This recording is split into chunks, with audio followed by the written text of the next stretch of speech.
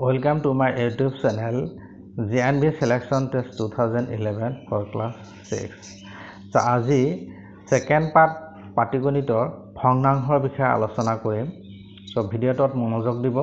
যদি বুজাত কিবা অসুবিধা হয় তেনেহলে মোৰ কমেন্ট বক্সত জনাব। ভিডিঅ'টো আৰম্ভ কৰো যে ভগ্নাংশনো কি? যেতিয়া এটা সম্পূৰ্ণ বস্তু নাইবা গোটা বস্তু এটা দুই ভাগ ততোধিক সমান ভাগত ভাগ কৰা হয় তাৰ প্ৰতিটো ভাগকে এককতা কি বুলি কোৱা হয় ভগ্নাংশ বুলি কোৱা হয়। যদি আমি তো লিখো কেনেকৈ হ'ব যে আমি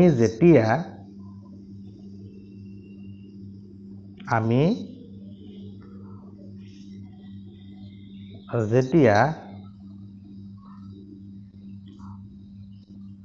কোনো এটা গোটা বা সম্পূৰ্ণ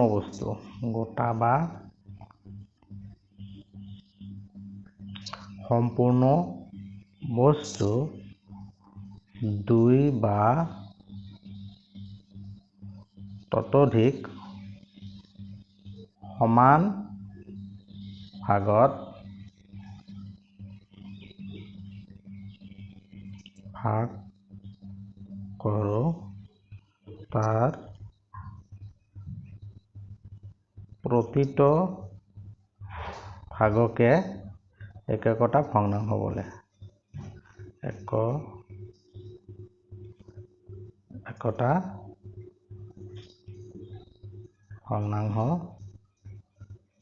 বলে। ইয়াক আমি কি বুলি কওঁ ফ্ৰেকশন বুলি কওঁ। এক আমি এনেদৰে বুজাব পাৰো ধৰা হল এটো এটা ৰুটি আছে। ইয়াক আমি সমানে কি কৰিলো দুই ভাগ কৰিলো। ইয়াক কি কৰা হল সমানে দুই ভাগ কৰা হল। সো এই প্ৰতিটো ভাগকে এককতা ভগ্নাংশ তাৰমানে এটো কিমান ভাগ কৰিলে আমি দুই ভাগত এটো কিমান ভাগ পৰিল এক ভাগ পৰিল। এটো দুই ভাগত এক ভাগ পৰিল। গতিকে এটো এটা ভগ্নাংশ হ'ব এটো এটা ভগ্নাংশ হ'ব। ঠিক সেইদৰে যদি আমি ৰুটিটো কি কৰো সমানে 4 ভাগ কৰো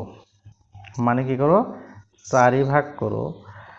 ইয়াৰে ধৰা আমি কি কৰিলো এই 3 ভাগ লোৱা হল যে এইটো হ'ব 4 ভাগৰ 1 এইটো হ'ব 4 ভাগৰ 1 এইটো হ'ব 4 ভাগৰ 1। এতিয়া যদি ইয়াৰ পৰা আমি কি কৰো 3 ভাগ লও ইয়াৰ যদি আমি 3 ভাগ লও এইটো কিমান হ'ব 4 ভাগৰ 3। গতি সম্পূৰ্ণটোৰ পৰা আমি কি কৰিলো 3 ভাগ লোৱা হল কিমান ভাগ কৰি 4 ভাগ। এইটো আমি কি কৰো ভগ্নাংশ বুজাও। সো আমি ভগ্নাংশত লিখোতে কি কৰো প্ৰথমতে আমি কি কৰো এটা আঁচ দিও। আঁচটোৰ তলফালে আমি মুঠ কিমানটা ভাগ কৰিলো সেইটো তলত লিখা হয়। এটো কি বুলি কোৱা হয় হৰ বুলি কোৱা হয়। আৰু এই ভাগৰ পৰা আমি কিমানটা ভাগ ললো সে আমি ইয়াতকে 3 ভাগ লোৱা হৈছে এটো কি বুলি কোৱা হ'ব আমাৰ লব বুলি কোৱা হ'ব। সো ঠিক সেইদৰে ধৰা 7 ভাগৰ 5 আছে এইটো আমাৰ 7ক কি বুলি কোৱা হ'ব হৰ বুলি কোৱা হ'ব আৰু 5ক কি বুলি কোৱা হ'ব লব বুলি কোৱা হ'ব। তাৰমানে আমাৰ যে কোন এটা ভগ্নাংশ লিখিবলৈ হলে এটা আমি আঁচ দিয়া হয়। আঁচটো আসলতে হৰণ চিনৰ আঁচ। এই আঁচটো কি কৰা হয় আমাৰ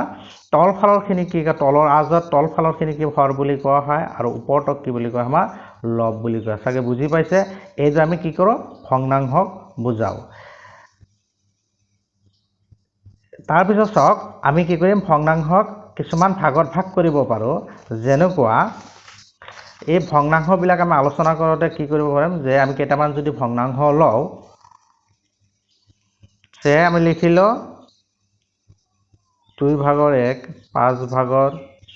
3 তাৰ পিছত লিখো 7 ভাগৰ 4। এই যে ভগ্নাংশৰ উদাহৰণ তিনিটা লোৱা হল এই প্ৰত্যেকটো ভগ্নাংশৰ তলটো কি বুলি কয় আমাৰ হৰ আৰু হৰ বিলাক কি আছে চাওক এই হৰ বিলাক কি আছে আমাৰ প্ৰতিটোৰে চাওক তুলনা কৰিলে হৰ আৰু লব তুলনা কৰিলে হৰটো কি আছে আমাৰ লবতকৈ ডাঙৰ আছে। তাৰমানে তলৰটো ওপৰতকৈ ডাঙৰ আছে। এই এনে ধৰণৰ হৰটো যদি কোন এটা ভগ্নাংশৰ হৰটো যদি লবতকৈ ডাঙৰ থাকে তেনেহলে সেইবিলাক ভগ্নাংশ কি বুলি কয় আমাক প্ৰকৃত ভগ্নাংশ বুলি কয় প্ৰপাৰ ফ্ৰেকশন বুলি কয়। চাগে বুজি পাইছে যে আমি সিধাকে মনত ৰাখিলে হয় যে কোন এটা ভগ্নাংশৰ যদি তলৰটো ডাঙৰ থাকে ওপৰতকৈ তেনেহলে সেইটো কি বুলি কোৱা হ'ব প্ৰকৃত ভগ্নাংশ বুলি কোৱা হ'ব। ঠিক সেইদৰে যে যদি আমি কি কৰো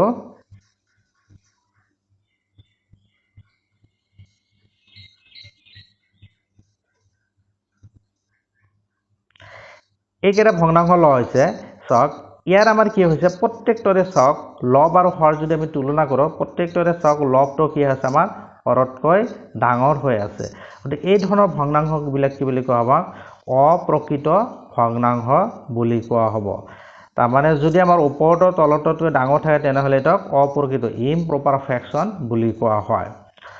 যে কোনো এটা ভগ্নাংশৰ যদি লবটো হৰতকৈ ডাঙৰ হয় তেতিয়াহ'লে তাক সেই ভগ্নাংশটো কি বুলি কোৱা হয় অপ্ৰকৃত ভগ্নাংশ বুলি কোৱা হয় তাৰপিছত চাওক মিশ্ৰ ভগ্নাংশটো হৈছে নামটোতে আমি গম পাওঁ কি যে মিশ্ৰ মানে মিক্স হৈ আছে কিবা এটা মিক্স হৈছে তাৰমানে কি হৈছে যে এনেকুৱা যদি আমি এটা ভগ্নাংশ লিখোঁ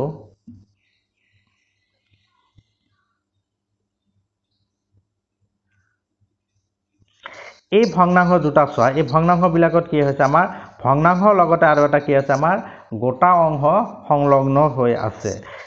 এনেকুৱা ভগ্নাংশক যে অখণ্ড সংখ্যা আৰু ভগ্নাংশ দুটা মিক্স হৈ থাকিলে এইটো এটা কি আমাৰ অখণ্ড সংখ্যা বা পূৰ্ণ সংখ্যা ইয়াৰ লগত যদি আৰু এটা ভগ্নাংশ লগ হৈ থাকে এইটো কি বুলি কয় আমাৰ মিশ্ৰ ভগ্নাংশ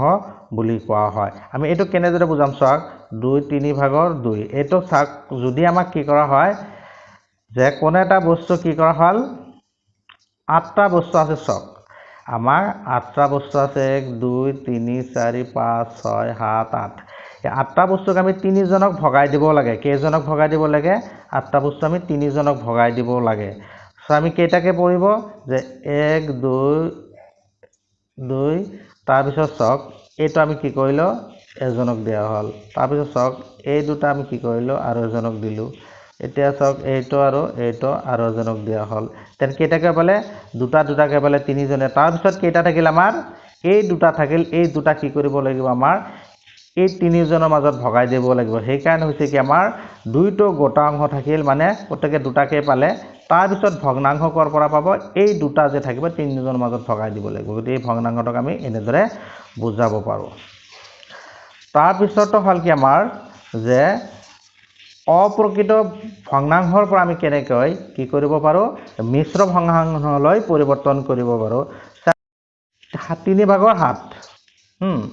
3/7 দিয়া আছে এটো কি এটা আমাৰ অপ্ৰকৃত ভগ্নাংশ এটাক আমাক মিশ্ৰ ভগ্নাংশলৈ পৰিৱৰ্তন কৰিব পাৰে লাগে গতিকে আমি এটো কি কৰিলে হল হৰণ নিয়মেৰে আমি সহজে কৰিব পাৰিম যে 3 ক যদি 7 ৰে 7ক যদি 3 ৰে হৰণ দিয়া কিমান বাৰ যাব 2 বাৰ যাব 3 × 6 বাকি থাকিলে 1 গতিকে 3 জনৰ মাজত যে 7টা বস্তু ভগাই দিয়া হয় তেনেহলে দুটা পুৰাকে পাব গোটা পাব আৰু এটা থাকি যাব হেটো 3 জনৰ মাজত ভগাই দিব লাগিব গতিকে এটো হৈছে আমাৰ এটো বাকি থাকি যাব তাৰ মানে কি হল 2/3 এনেকে সো হৰণ পদ্ধতিৰ দ্বাৰা আমি কি কৰিব পাৰো অপ্ৰকৃত ভগ্নাংশটাক মিশ্ৰ ভগ্নাংশলৈ পৰিৱৰ্তন কৰিব পাৰো ঠিক সেইদৰে ধৰা আমাক বেলেগ আৰু এটা বস্তু দিয়া থাকিল যে 7/19 আছে এইটো আমি কি কৰিব লাগে মিশ্ৰ ভগ্নাংশলৈ লব লাগে তে হৰণ কৰিলে হল হৰণ কৰিলে কিমান হ'ব আমাৰ এটিকে 7 2 × 14 3 7 × 21 গতি 7 2 বাৰ যাব 2 বাৰ দিলে কিমান বা 7 2 × 14 আৰু কিমান 5 থাকিল গতিকে আমি এনেকে কি কৰো হৰণ পদ্ধতিৰ দ্বাৰা আমি কি কৰিব পাৰো অপ্ৰকৃত ভগ্নাংশক মিশ্ৰ ভগ্নাংশলৈ পৰিৱৰ্তন কৰিব পাৰো তাৰ পিছত চোৱা আমি মিশ্ৰ ভগ্নাংশৰ পৰা অপ্ৰকৃত ভগ্নাংশলৈ কেনেকৈ পৰিৱৰ্তন কৰিব পাৰি যদি আমি সেই আগৰ উদাহৰণটোই লওঁ যে 2 আছে আৰু 3/1 এইটো এটা কি আমাৰ মিশ্ৰ ভগ্নাংশ এই মিশ্ৰ ভগ্নাংশটো কেনেকৈ আমি কি কৰো অপ্ৰকৃত বনাম এটো নিয়ম হৈছে কি ইয়াৰে যেটো আমাৰ হৰ থাকিব হৰটো আমি হৰ প্ৰথম লিখি ললো তাৰ পিছত হৰটোৰ লগত গোটা অংশটোৰ পূৰণ কৰি দিয়া 2 ৰ লগত 3 পূৰণ কৰা তাৰ পিছত এই লব যেটো থাকিব এটো যোগ কৰি দিয়া তাৰ মানে কি সিস্টেমটো হৈছে কি আমাৰ প্ৰথমতে মিশ্ৰ ভগ্নাংশটোৰ যেটো হৰ থাকিব হৰটো লিখি ললো তাৰ পিছত কি কৰিব লাগিব এই হৰটোৰ লগত এই পূৰ্ণ সংখ্যাটো কি কৰিব লাগিব পূৰ্ণ সংখ্যাটো পূৰণ দিব লাগিব তাৰ পিছত যেটো আমাৰ কি থাকিল লব থাকিল হেটো যোগ কৰি দিব লাগিব তেতিয়া কি ওলাব আমাৰ অপ্ৰকৃত ভগ্নাংশ ওলাব এটো কিমান হ'ব তেনেহলে 3 2 × 6 আৰু কে 7 তাৰ মানে 3/7 হ'ব ঠিক সেইদৰে ধৰা আমাক দিয়া আছে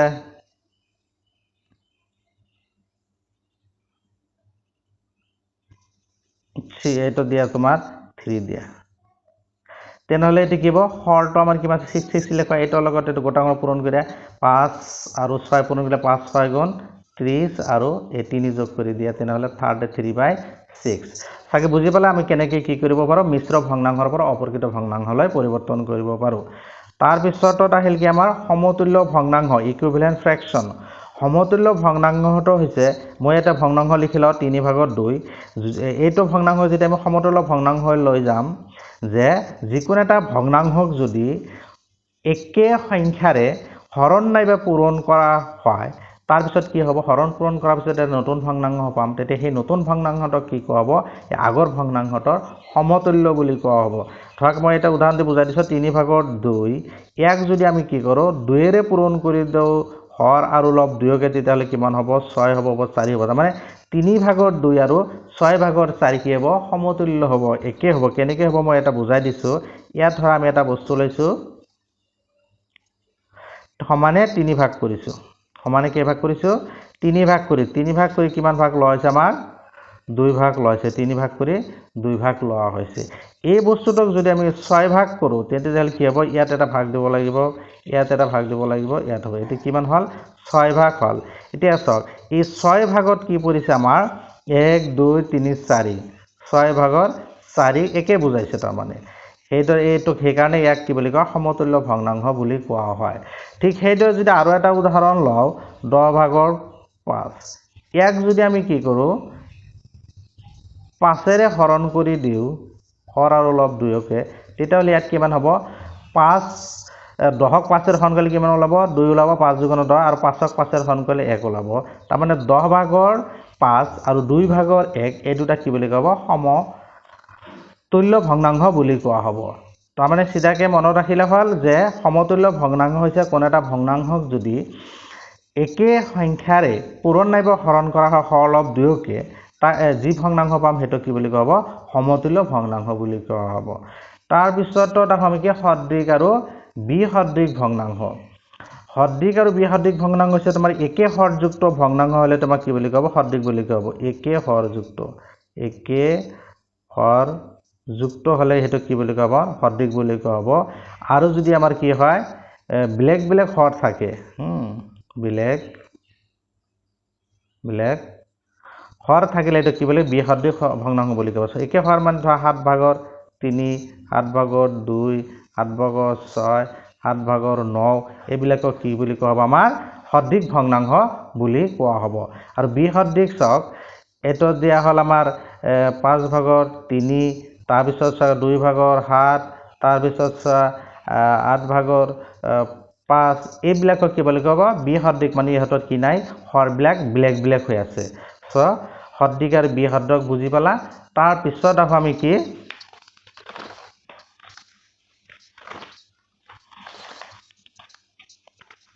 এইটো গল আমাৰ কি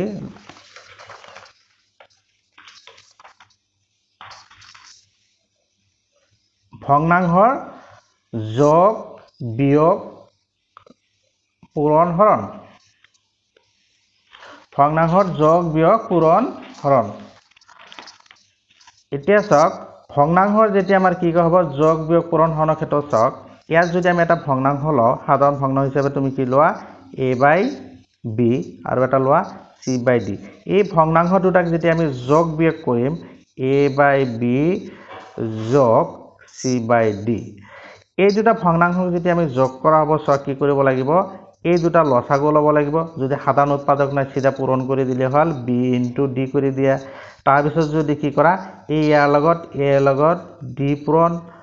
যোগ এই b লগত c পূৰণ হ'ব তাৰ মানে কি কৰিব লাগিব প্ৰথমতে এই দুটা লসাগু ল'ব লাগিব এটা উদাহৰণ দিলে ভাল হ'ব যেনেকুৱা আমাৰ চোৱা 3/2 যোগ 5/1 এই দুটা আমি কি কৰিব লাগে যোগ কৰিব লাগে এই দুটা লসাগু ললে কিমান হ'ব 15 হ'ব এটা কি কৰা তুমি এই যেহেতু দুয়োটা পূৰণ কৰি উলিয়া হৈছে গতিকে কি কৰিব লাগিব 3 15 মাজত 5 বাৰ যাব 5 আৰু 2 পূৰণ কৰিলে কিমান হ'ব 2 পূৰণ 5 যোগ আৰু কি কৰিব লাগিব এই ইয়াৰ হৰটো কিমান বাৰ যায় বলে 3 বাৰ যায় 3 আৰু 1 পূৰণ হ'ব তেনেহলে কিমান হ'ব তলত 15 হ'ব ওপৰত হ'ব 10 যোগ 3 তেনেহলে 13/15 ওলাব ঠিক সেইদৰে আমি বিয়োগৰ ক্ষেত্ৰত একে ধৰণে কৰিব পাৰো যদি a/b - c/d হয় তেতিয়াহলে এই দুটা পূৰণ কৰি লসাগু লোৱা তাৰ পিছত কি হ'ব a * d - b * c তাৰ মানে জাস্ট কি চিহ্নটোহে বিয়োগ হ'ব বাকি একে নিয়মত থাকিব এতিয়া যদি আমাক কি কৰা হয় পূৰণৰ ক্ষেত্ৰত চোৱা কি হ'ব সে 2.3 ইনটু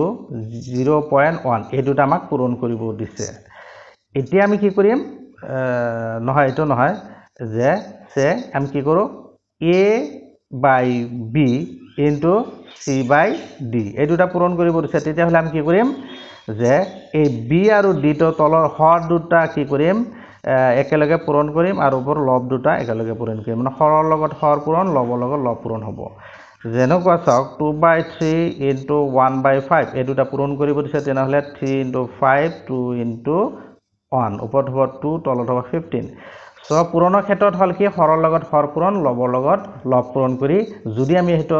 লঘিষ্ঠ আকাৰত আছে তেনেহলে হেটো आंसर হ'ব আৰু যদি আমি লঘিষ্ঠ আকাৰত নাই তেনেহলে কি কৰিব লাগিব হেটো কটাকটি কৰি যদি আমি লঘিষ্ঠ আকাৰ লব পাৰো তেনেহলে লব লাগিব তাৰ পিছত কি হৰণৰ ক্ষেত্ৰত কি হ'ব যে a/b এটো মনোযোগ দিব a/b ডিভাইডেড বাই c/d এই হৰণৰ ক্ষেত্ৰত কি হ'ব আমাৰ a/b এই হৰণ চিহ্নটো কি যদি আমি পূৰণ চিহ্ন দিয়া হয় তেনেহলে ইয়াৰ হৰটো লব হৈ যাব আৰু লবটো হৰ হৈ যাব তাৰ পিছত বাকিখিনি পূৰণৰ দৰে কৰিলে হল b * c a * d এটা উদাহৰণ দিলে বস্তুটো ক্লিয়াৰ হ'ব যেনেকুৱা চাওক 10 ভাগৰ 5 আছে হৰণ দিয়া এটো আছে সে তোমাৰ কি আছে 3 ভাগৰ 5 আছে এটা আমি কি কৰিম 10 ভাগৰ 5 এটো যেতিয়া পূৰণ চিহ্ন দিয়া হ'ব 5 ভাগৰ 3 হ'ব এতিয়া আমি কি কৰো পূৰণ কৰি দিও 10 * 5 5 * 3 এটা কি হ'ব 5 আৰু 5 কেনসেল যাব কিমান থাকিব 10 ভাগৰ 3 থাকিব সো এইটো আমি কি কৰো হৰণ উলিয়াব পাৰো তাৰ পিছত আছে কি আমাৰ ভগ্নাংশৰ ঊৰ্ধ্বক্ৰম আৰু অধক্ৰম সে আমি ঊৰ্ধ্বক্ৰম আৰু অধক্ৰম বুজিয়ে পাও কি যে ঊৰ্ধ্বক্ৰম মানে হৈছে কি আমাৰ ঊৰ্ধ্বক্ৰম হৈছে কি সৰুৰ পৰা ডাঙৰ আৰু অধক্ৰম হৈছে কি আমাৰ ডাঙৰৰ পৰা সৰু তাৰ মানে এটো যদি আমি সিধাকে লিখো 1 2 3 এই দৰে 9 লৈকে লিখো তেনেহলে এটা হ'ব ঊৰ্ধ্বক্ৰম আৰু এটা যদি আমি অধক্ৰম লিখো 9 8 7 এই দৰে গৈ 3 2 1 এটা কি হ'ব অধক্ৰম বুলি কোৱা হ'ব এতিয়া আমি কি কৰিব লাগিব এটা স্বাভাৱিক সংখ্যাৰ ক্ষেত্ৰত আমাৰ বুজাটো সহজ ভগ্নাংশৰ ক্ষেত্ৰত অলপ আমাৰ কনসেপচনৰ দৰকাৰ আছে হেতু হৈছে কি যদি ভগ্নাংশ যেটো আমাৰ হৰ লব দুটা থাকে হেতু কেনেকৈ চাম চাওক যদি হৰ বিলাক একে থাকে সে তোমাৰ কি আছে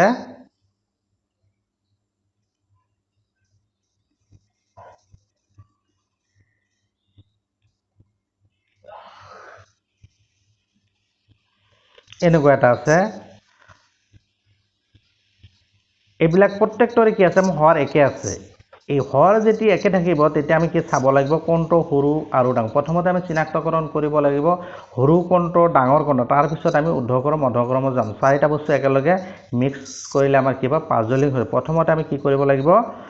যে যদি হৰ একে আছে টেনচন নাই আমি ওপৰৰ কেটা হে কি কৰিম সিৰিয়াল সজাম তেনেকলে প্ৰথমতে কি হ'ব 3 তাৰ পিছত 5 তাৰ পিছত 6 তাৰ পিছত 7 তাৰ পিছত 14 তাৰ মানে এইটো সিৰিজত যাব আটাইতকৈ সৰু হ'ব এইটো তাৰ পিছত ডাঙৰ হ'ব এইটো এতিয়া যদি ঊৰ্ধ্বক্ৰমত সজাব দিছে এইটো সিৰিজত যাব অধক্ৰমত দিলে আমি উলটাকৈ সজাব লাগিব তাৰ মানে এইটো যদি আমাক কি কৰা হয় ঊৰ্ধ্বক্ৰমত দিয়ে যেহেতু আটাইতকৈ সৰু হৈছে এইটো গতিকে 3/9 7/9 5/9 তাৰ পিছত কি হ'ব 6/9 তাৰ পিছত হ'ব 7/9 তাৰ পিছত হৈছে 14/9 গতিকে এইটো সিৰিজত যাব আৰু অধক্ৰমত যেতিয়া দিয়া হ'ব অধক্ৰমত যেতিয়া দিব উলটাকৈ লিখিলে হ'ল 14 টো ডাঙৰ 14/9 তাৰ পিছত 7/9 তাৰ পিছত 6/9 5/9 তাৰ পিছত 3/9 এনেকৈ সজাব লাগিব এতিয়া চাওক যদি লব একে হয় তেতিয়া হলে কি হ'ব যেতিয়া লব ওপৰটো একে হ'ব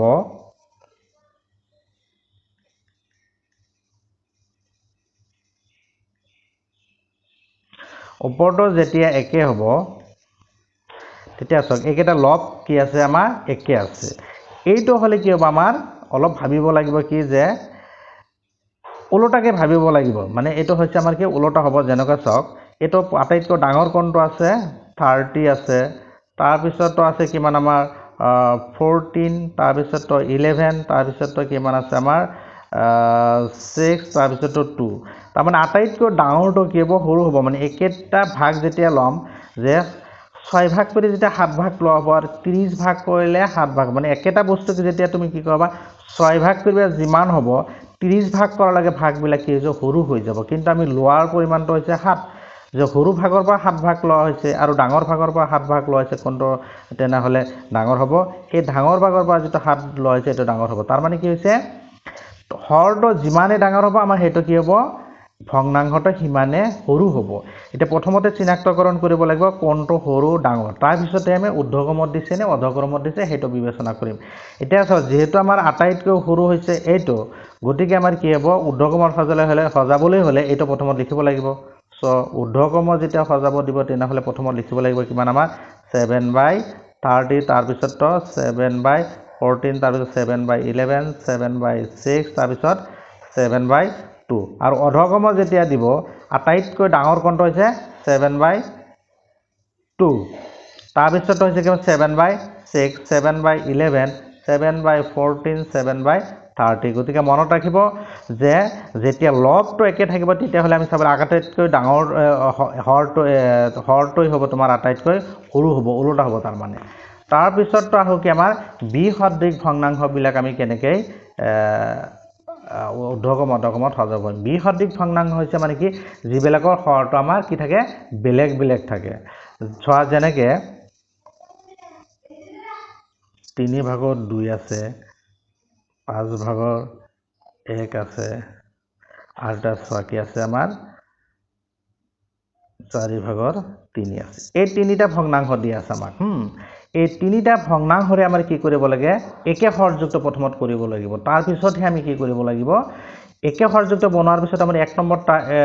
নিয়মটোলৈ যাবগে তেতিয়া সহজ হৈ যাব তেতিয়া প্ৰথম কামটো হ'ব কি একে হৰযুক্ত কৰিবলৈ হলে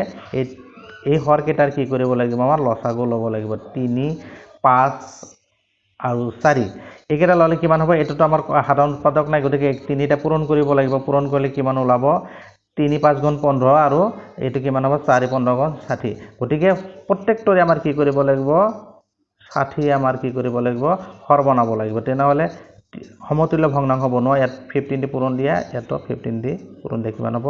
30 তাৰ পিছত 1/5 আছে এটোকে যদি আমি 60 বনোৱা কি বনাব 5 * 12 1 * 12 তাৰ পিছত আছে 3/4 এটোকে যদি আমি 60 বনাব বিচাৰো তেনেহলে কি বলে 4 ৰ লগত আমাৰ কি কৰিব লাগিব 15 পূৰণ দিব লাগিব 3 ৰ লগত 15 পূৰণ দিব লাগিব 15 এতিয়া চাওক একে হৰযুক্ত হোৱাৰ পিছত কামখিনি আমাৰ কিমান সহজ হৈ গল এটো হৈছে কিমান 60 ভাগৰ 30 এটো 60 ভাগৰ 12 60 ভাগৰ 15 একে হৰ হলে এতিয়া আটাইতকৈ লব যেটো সৰু হেতু সৰু হ'ব তেনেহলে প্ৰথমতে এটো হৈছে কিমান 12 টো সৰু হ'ব তাৰ পিছতে কিমান হ'ব 30 টো হ'ব তাৰ পিছত 45 টো হ'ব এটো এটা ঊৰ্ধ্বক্ৰমত সজাবলৈ দিলে তাৰমানে এইটো সৰু হ'ব মানে কি ঊৰ্ধ্বক্ৰমত যেতিয়া আমি সজাব দিব ইয়াৰে তেতিয়া হলে কি কৰিব লাগিব প্ৰথমতে আমাৰ এইটো লিখিব লাগিব সৰুটো আগত লিখিব লাগিব এইটো লিখিব লাগিব তাৰ পিছত কিমান হ'ব আমাৰ এই 30/60 তাৰ পিছত 45/60 কিন্তু আমাৰ ভগ্নাংশটো একচুয়ালি কোনটো দিয়া আছে 12/60 মানে কিমান 1/5 এটো হ'ব 1/5 তাৰ পিছতটো কিমান হ'ব আমাৰ 30/45 মানে 2/3 তাৰ পিছতটো আমাৰ কি 3/4 এইটো সিৰিজত যাব গতিকে আমি প্ৰথমতে একে হৰযুক্ত উলিয়াব লব লাগিব আৰু অধক্ৰম দিলে উলটাকে লিখিব লাগিব অধক্ৰম গল এতিয়া যদি আমাক এটো অধক্ৰম দিয়ে তেনেহলে প্ৰথমতে কি লিখিব লাগিব 3/4 তাৰ পিছতটো লিখিব লাগিব আমাৰ কিমানটো লিখিব লাগিব 2/3 তাৰ পিছত 1/5 এনেকৈ লিখিলে হল তাৰ পিছত আমি আৰু এটা বস্তুলৈ আহো হেতু হৈছে কি আমাৰ দশমিক ভগ্নাংশ দশমিক ভগ্নাংশটো হৈছে কি আমাৰ ডেসিমেল ফ্ৰেকশন যদি কি কৰা হয় যে দশমিক বিন্দুৰ সৈতে সংখ্যা এটা প্ৰকাশ কৰা হয় তেতিয়া কি বুলি কয় দশমিক ভগ্নাংশ বুলি কোৱা হ'ব যে দশমিক বিন্দুৰ সৈতে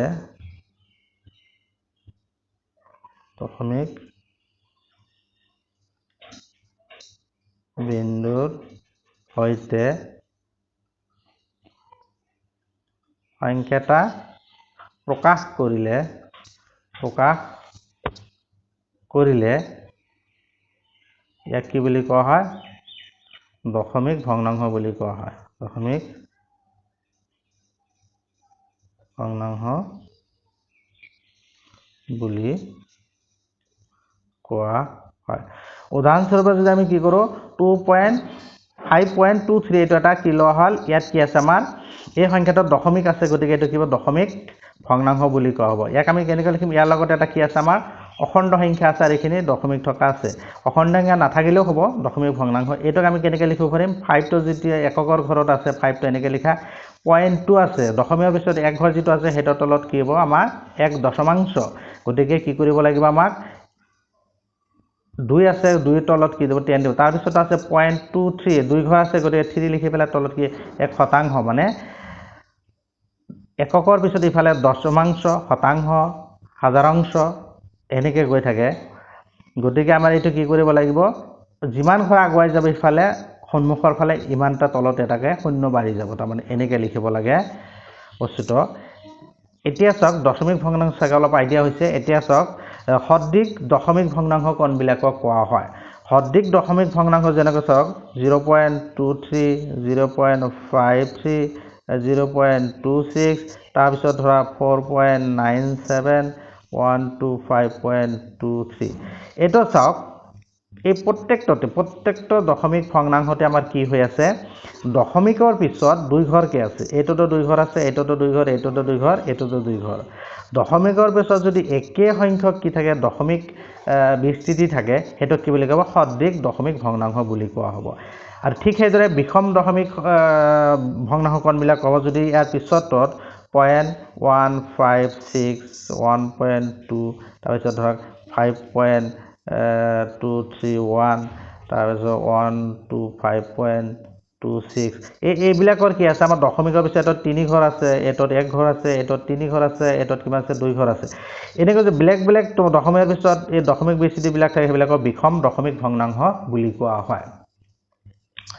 তাৰপিছত আৰু এটা আছিল কি আমাৰ সমতুল্য দশমিক ভগ্নাংশ যে যদি বিষম দশমিক ভগ্নাংশ থাকে ধৰা এটা উদাহৰণ দিয়া হ'ল এইটো আছে এনেকুৱা আছে এইবিলাক সবৰে কি দশমিক ইয়াৰ পিছফালে দুই ঘৰ আছে ইয়াত এক ঘৰ আছে ইফালে দুই ঘৰ আছে ইয়াতে তিনি ঘৰ আছে ইয়াতে চাৰি ঘৰ আছে এইবিলাক তেনেহ'লে কি আমাৰ এটা বিষম দশমিক ভগ্নাংশ ইয়াত কিন্তু মানবিলাক কি আছে সবৰে একে আছে সেইকাৰণে সমতুল্য বুলি কেনেকৈ আছে চোৱা 0.5 কি লিখিব পৰা ওপৰত 5 লিখা তাৰপিছত এক ঘৰ দশমিক আছে মানে 10 হ'ব তাৰপিছত এইটো কি আছে দশমিক আছে দুই ঘৰ আছে কিমান 50 লিখা তলত কি আছে দুই ঘৰ দুটা শূন্য দিয়া এই শূন্য শূন্য কাটি দিয়া কিমান হ'ল 5/10 ওলাল পিছতো চোৱা 500 আছে তলত কিমান হ'ব তিনি ঘৰ আছে তিনিটা শূন্য দিয়া এই দুটা শূন্য কেনসেল গ'ল কিমান থাকিল 5/10 তাৰপিছত এইটো চোৱা 5 দি পেলাই তিনিটা শূন্য আছে দিয়া তলত কি আছে 1 দি পেলাই চাৰিটা শূন্য দিয়া দশমিকৰ পিছত চাৰি ঘৰ আছে 1 2 3 1 2 3 কাটি দিয়া কিমান হ'ল 5/10 এই প্ৰত্যেকটোতে চোৱা 5/10 ওলাইছে মানে যদি বিষম দশমিক ভগ্নাংশ কিন্তু ইহঁতৰ মানবিলাক কি ওলাইছে আমাৰ সবৰে একে ওলাইছে এনেকুৱা দশমিক ভগ্নাংশ কি বুলি কোৱা হয় সমতুল্য দশমিক ভগ্নাংশ বুলি কোৱা হয় চাগে বুজি পাইছে তাৰপিছতে হ'ল দশমিক ভগ্নাংশৰ আমি তুলনা কেনেকৈ কৰিম তাৰমানে কোন সৰু ডাঙৰ ঊৰ্ধ্বক্ৰম অধক্ৰম যেতিয়া সজাব দিব তেতিয়া আমি কেনেকৈ চাম চাওক যে চোৱা আমাক দিয়া আছে 2.21 আমি কেইটামান উদাহৰণ লওঁ তাৰপিছত 4.02 তাৰপিছত চোৱা 2.19 তাৰপিছত চেলুল আমি এই তিনিটা আমি কি লৈছোঁ চাৰিটা আমি দশমিক ভগ্নাংশ লৈছোঁ ইয়াত চা গোটাংশটো মানে পূৰ্ণ অংশটো চা গোটাংশটো কি আছে অখণ্ড সংখ্যাটো কি আছে ইয়াত আছে আমাৰ 2 ইয়াত কিমান আছে 4 ইয়াত কিমান আছে 52 তাৰপিছতে কিমান আছে 123 ইয়াৰ ভিতৰত আটাইতকৈ সৰু কোনটো আছে 2 ইয়াৰ পিছত 4 তাৰপিছত 52 তাৰপিছত 123 সেই হিচাপত কি হ'ব সৰু ডাঙৰ হ'ব 2 টো এইটো সৰু হ'ব তাতকৈ ডাঙৰ এইটো হ'ব তাতকৈ ডাঙৰ এইটো হ'ব এইটো হ'ব যদি আৰু এটা উদাহৰণ লোৱা হয় যে তোমাৰ কি আছে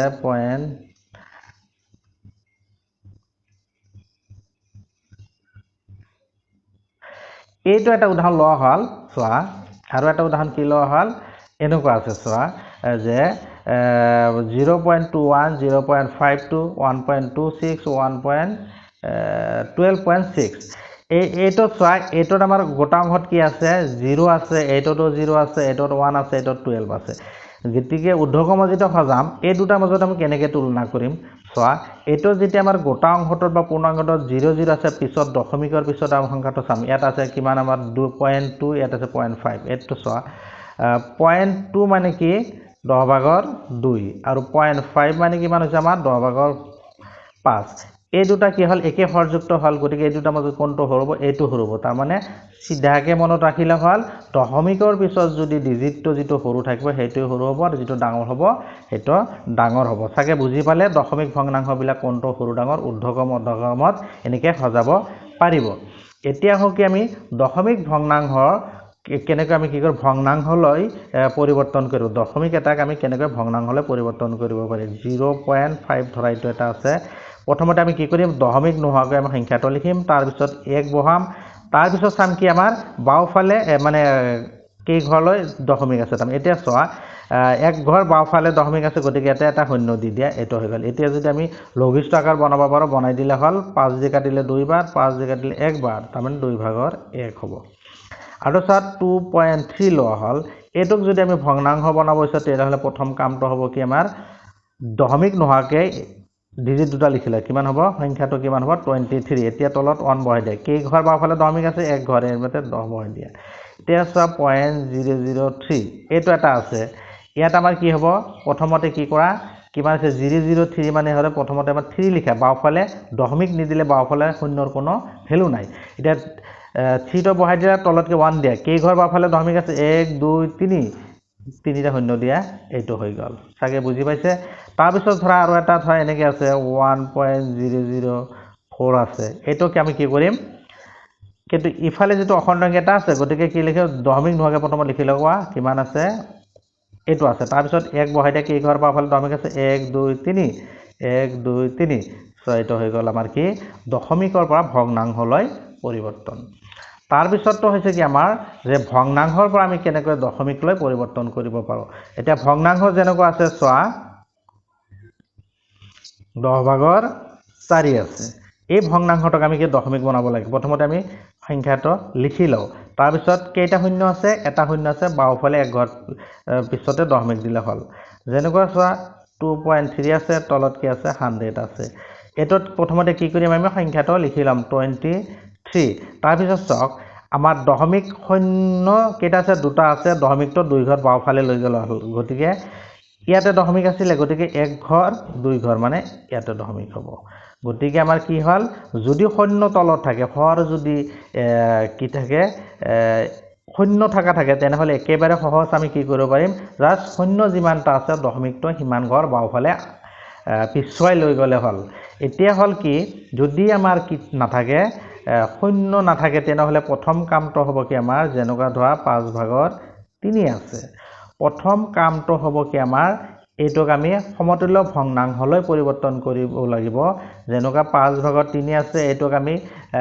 কি পূৰণ কৰিলে শূন্য থকা হ'ব যেনেকুৱা 2 পূৰণ কৰিলে কিবা 10 ওলাব 3 লগত 2 পূৰণ কৰা সমতুল্য হ'বলৈ হলে 6 লাগিব এতিয়া চোৱা 6 লিখি প্লাই 10 আছে মানে কি কৰিব লাগিব আমাৰ এক ঘৰ বাওফালে দশমিক হ'ব ইয়াতে দশমিক হ'ব এতিয়া যদি আমাৰ কি নহয় এটো এটা নিয়ম আছে যে যদি হৰটো আমি 10 বা 10ৰ গুণিতক বনাব পাৰো আমাৰ সহজ হ'ব আৰু যদি নোৱাৰো তেনেহলে আমি কি হৰণ পদ্ধতিৰ দ্বাৰা কৰিব লাগিব যেনেকুৱা 5ক 3ক যদি 5 হৰণ কৰা হয় তেনেহলে কিমান হ'ব এটো নাযায় গতিকে এটা কি দিব লাগিব দশমিক দিব লাগিব দশমিক দিলে 6 বাৰ যাব 5 6 গুণ 30 কিমান হল 0.6 এনেকে আমি হৰণ কৰিও উলাব পাৰিম সো সাকে বুজি পাইছে তাৰ পিছতটো হল কি আমাৰ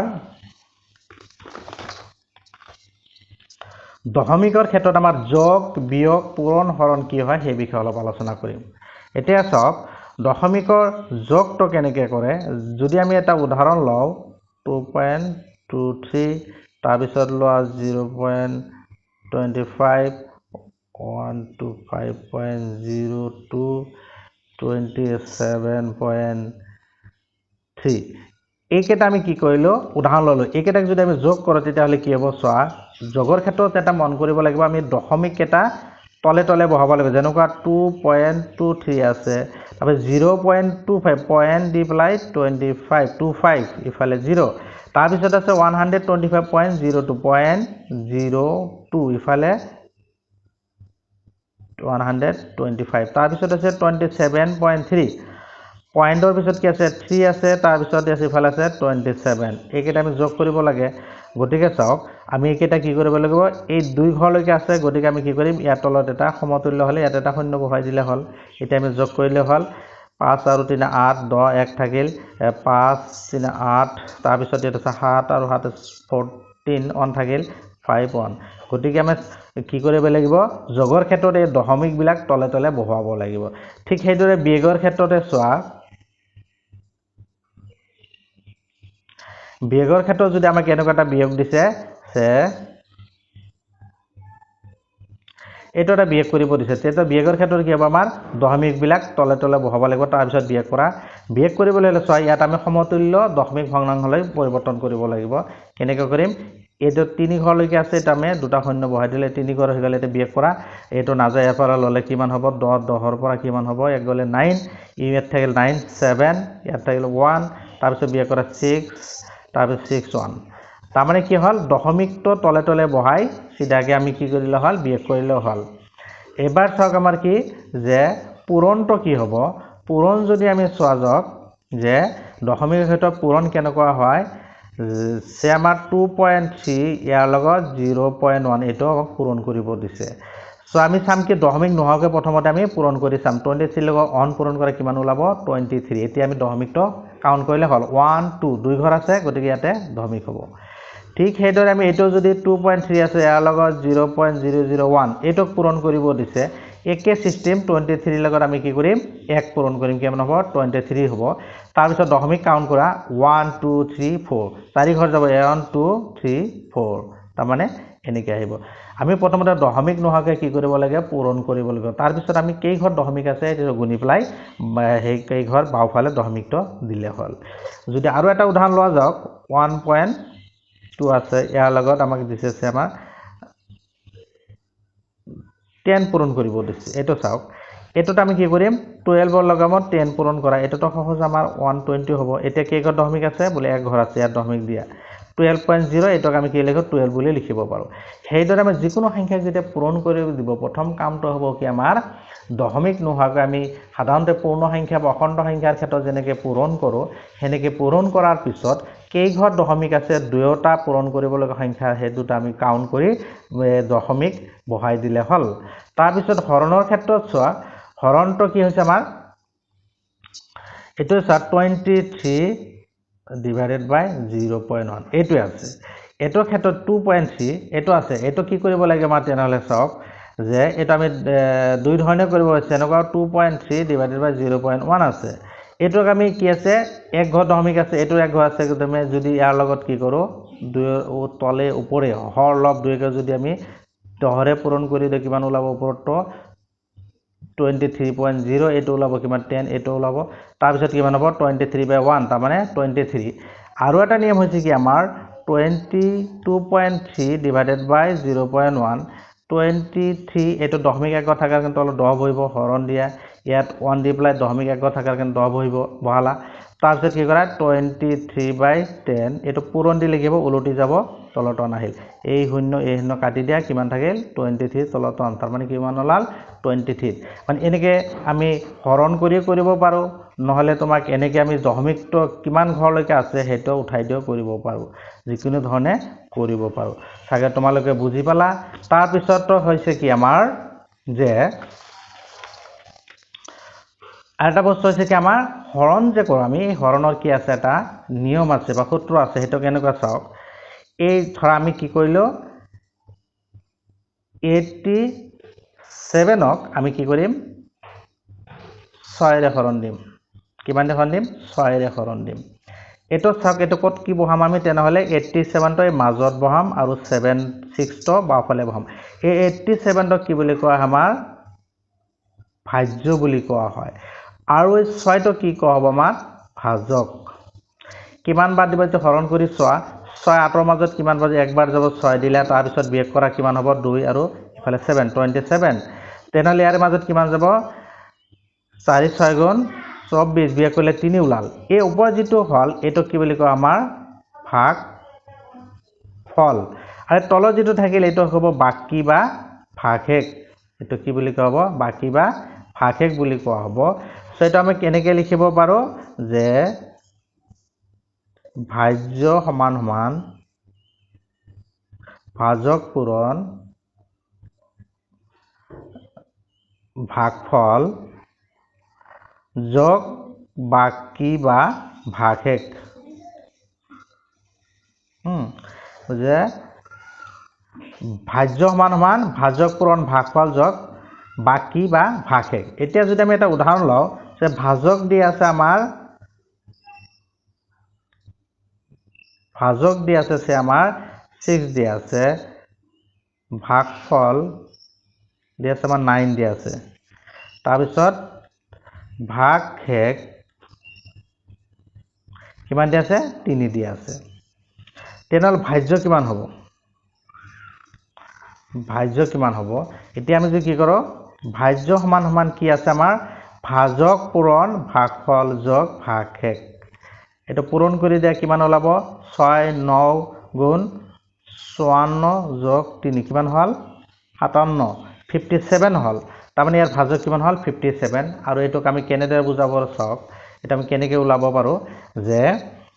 যদি আমি কি কৰোঁ ভাজকটো 6 আছে গতিকে 6 ৰে আমি কি কৰিব লাগিব হৰণ দিব 57 ক হৰণ দিয়া এইটো আমাৰ ভাজ্য কিমান বাৰ যাব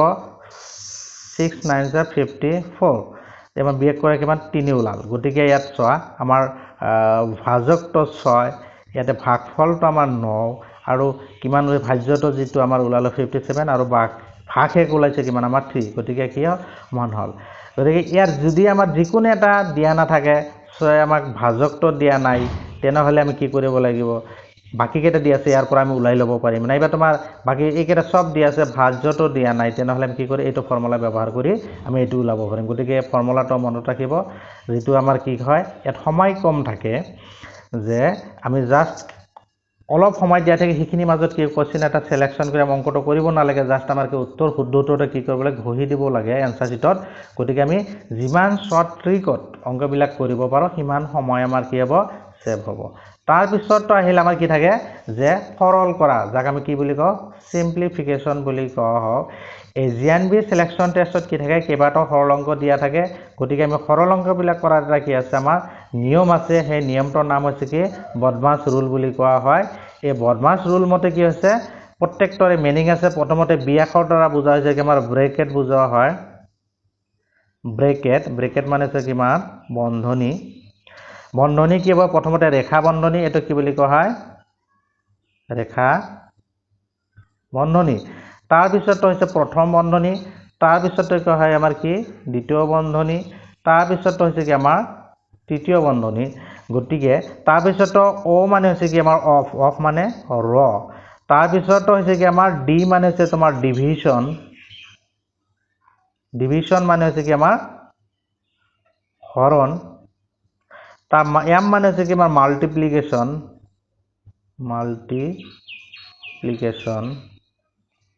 মানে পূৰণ এ মানে হৈছে কি আমাৰ এডিশন মানে হৈছে কি যোগ তাৰপিছত সাবট্ৰাকশন এস মানে হৈছে সাবট্ৰাকশন মানে কি আমাৰ বিয়োগ এটো কি বিয়োগ গতিকে সৰল অংক এটা কৰোতে আমি কি কৰিব লাগিব এই সিৰিজত প্ৰথমতে যদি এই সৰল অংকটো যদি আমাৰ কি আছে ব্ৰেকেট দিয়া আছে মা বন্ধনী কি বন্ধনী আছে ধৰা আমাৰ এই দুটা বন্ধনী আছে প্ৰথমতে আমি কি কৰি ৰেখা বন্ধনীত থকাখিনি আমি কৰিব লাগিব তাৰ পিছতহে প্ৰথম বন্ধনী তাৰ পিছত দ্বিতীয় বন্ধনী তাৰ পিছত তৃতীয় বন্ধনী এইখিনি কৰাৰ পিছত যদি আমাৰ সৰল অংকটোত কোনবা ঠাইত ৰ দিয়া আছে অফ দিয়া আছে তেনেহ'লে হেটো কাম কৰিব লাগিব তাৰ পিছতহে আমি কি হৰণ আছে নেকি হৰণ কৰিব লাগিব যদি হৰণ নাই তেনেহ'লে আমাৰ পূৰণ আছে নে চাবলৈ পূৰণ কৰিব লাগিব তাৰ পিছত পূৰণ কৰাৰ পিছত যদি যোগ আছে যোগ কৰিব লাগিব যোগ কৰাৰ পিছত যদি বিয়োগ আছে বিয়োগ কৰিব লাগিব এই সিৰিজত কৰি আহিলেহে আমাৰ উত্তৰবিলাক ওলাব আৰু আমাৰ এই জিএনবি টেষ্টত কি থাকে বহুত কেইটা আমাৰ কি দিয়া সৰল অংক দিয়া থাকে গতিকে এই সিৰিজটো ভালকে মনত ৰাখিব বহুত কামত দিব ধন্যবাদ যদি ভিডিওটো ভাল লাগিছে তেনেহ'লে লাইক শেয়াৰ আৰু সাবস্ক্ৰাইব কৰিব লগতে বেল আইকনটোত অল কৰি দিব